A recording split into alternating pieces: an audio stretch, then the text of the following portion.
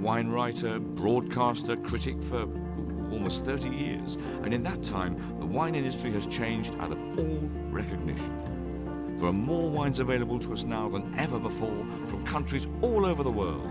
And thanks to the supermarkets, much of it can be bought at prices that won't break the bank. But recently, along with a lot of other wine critics, I've found myself increasingly irritated by the way some supermarkets are marketing wine to us, and concerned about the way a lot of us have got into the habit of buying it. I usually go for whatever the special is or the deals are in the supermarket. A half price deal is always really good. Or sometimes if you get two for, I don't know, 12 quid or something, that's the sort of thing I might go for. The more expensive wine, if it's half price, you just think that's a really good deal. We've become addicted to deals, and they're available everywhere. Walk down any wine aisle and you can't miss the labels advertising irresistible bargains. Over 60% of the wine we buy in supermarkets is discounted, most of it at half price. Now, is it just me, or do some of these bottles seem to be at half price for an awful lot of the time? And if that is the case, are we getting some amazing deal when we pick up a half-price bottle of Plonk? Or are we just having the wool pulled over our eyes by some smart marketing device? To try to find out, we've tracked how the price of some supermarkets' best-selling discounted wines fluctuated over the course of the last year. The average amount we spend on wine is £5, so we've concentrated on bottles that have been discounted to around that price. You might want to drink after you hear what we've discovered. First, Tesco. Dino Sangiovese de Romagna is advertised as a £9.99 bottle, but for a third of the year, it was sold at £4.99. It's a similar story for Hardy's Crest Cabernet Shiraz Merlot. The price zigzagged all year, but was on deep discount for about 5 months. Next, Sainsbury's. Their £11.99 Piccini Chianti Reserva was sold at £5.99 43% of the time. Whilst for a whole 6 months, you could get this £10 Kumala Zenith Red for a fiver. Then at Asda, for more than half the year, this £12 Montaigne Saint-Emilion was just £7. While the £7.50 Jacob's Creek Moscato Rosé was discounted to a fiver for even longer, 62% of the time. If a supermarket is selling a wine worth £10 for only £5, and for a period of time which could be 37% of the year up to 50 or 60% of the year, that supermarket is going to be making a loss, and they simply wouldn't do it. And the truth is, the only way to make a profit out of these wines they sell so many bottles of is if the wines were never worth more than £5 in the first place. But to be sure, I felt I should really taste one of these supposed bargains.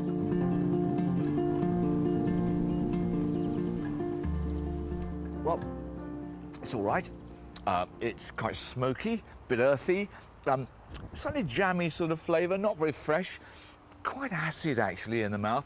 I taste thousands of wines all the time, and one thing I can say is this is not a £10 bottle of wine.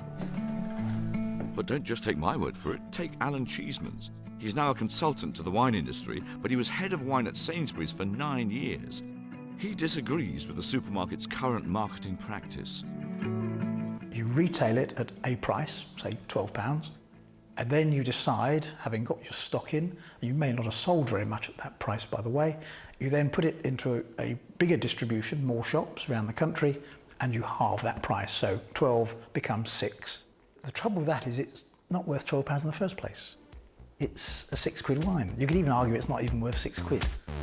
Of course, if you had 5 or 6 quid to spend and got 5 or 6 quid's worth of wine, you wouldn't really have much to complain about. Only problem is, that isn't what happens. Let me explain why by looking at a typical £4.99 supermarket wine. The first £2 of that amount is taken up in excise duty. Then there's 11 pence if the wine comes from outside the EU, plus 20% VAT. That means £2.94, well over half your money, goes on tax. Transport, storage and packaging accounts for another 60p. And the supermarket takes around 30% after VAT, £1.25. After all that, the money you have left is the amount that is spent on the actual wine. And how much is it? Just 20 pence. So not only might your £10 bottle be worth a mere fiver, but that £5 bottle might actually have a few pence worth of wine in it. So you might want to think twice next time you see all those enticing offers. I would say, as a member of the trade, the industry, it is not doing us any good, our reputation. And I think ethically, it's something that I personally would like to see the back of.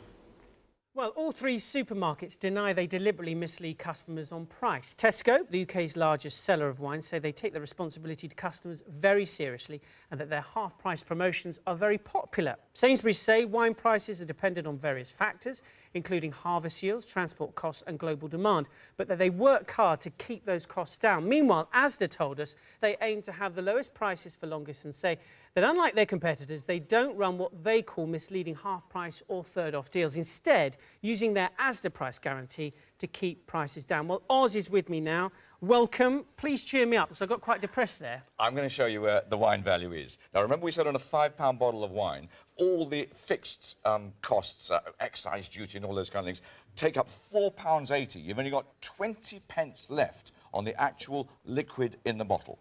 Go up to £7.50.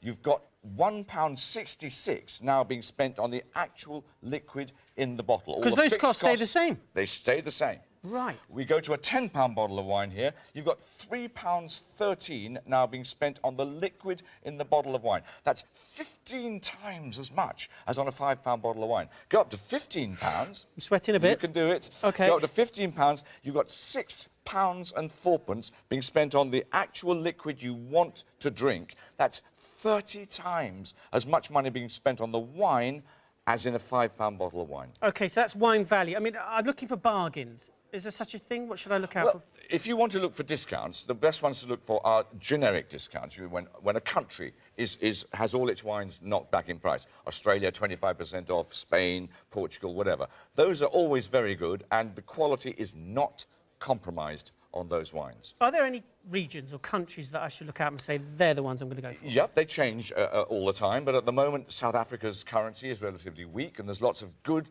affordable South African wine on the market. Eastern Europe, people don't seem to take Eastern Europe too seriously. You're making that face, but Hungary and Romania have got some of the best vineyards in Europe. I've got one there for you. Why don't you try it? I've got a Romanian Pinot Grigio. You'd normally buy your Pinot Grigio from somewhere like Italy and you'd pay £2 or £3 a bottle more. That's one from Romania. Ooh.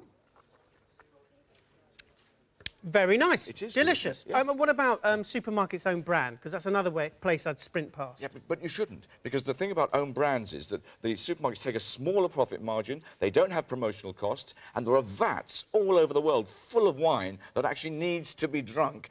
The supermarkets drain the vats, put it in a bottle, sell it at a lower cost for our benefit. I brought one in there. That's a £4.50 bottle of House Beaujolais. They really can be very good value. What about the superior ones? Before I taste this one, are they a bargain? No, because the superior things like Asda Extra Special, like Tesco's Finest, Sainsbury's Taste the Difference. With those wines, you're often getting some of the best wine value and the best quality in the whole supermarket. I've got to say, that is absolutely delicious. Cheers, Oz. Annie? Next, energy prices.